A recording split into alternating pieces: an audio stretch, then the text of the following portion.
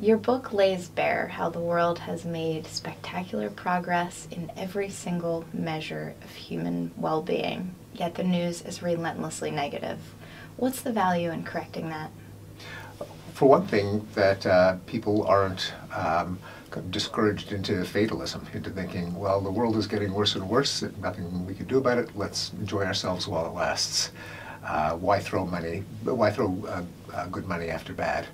And whereas, in fact, if there's scope for even more improvement in the future, the proof being we've enjoyed it so far in the past, that energizes people. It empowers them to try to continue the progress.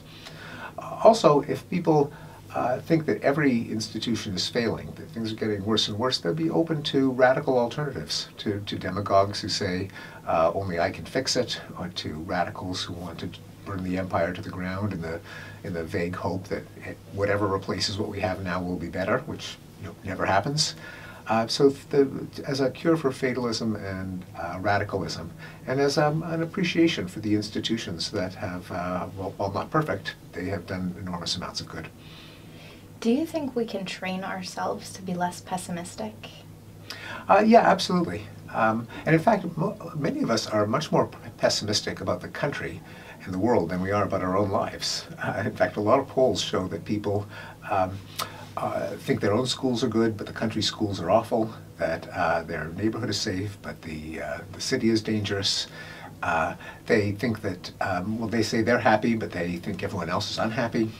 They often have progressive liberal values, and they overestimate how conservative and reactionary the views are of people around them. So these enormous gaps between people judging their own lives and their opinions on society as a whole. What do you see as the role of the library?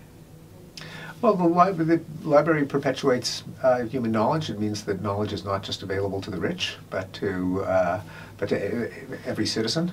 And we have reason to believe that an educated citizenry brings with it many other social goods.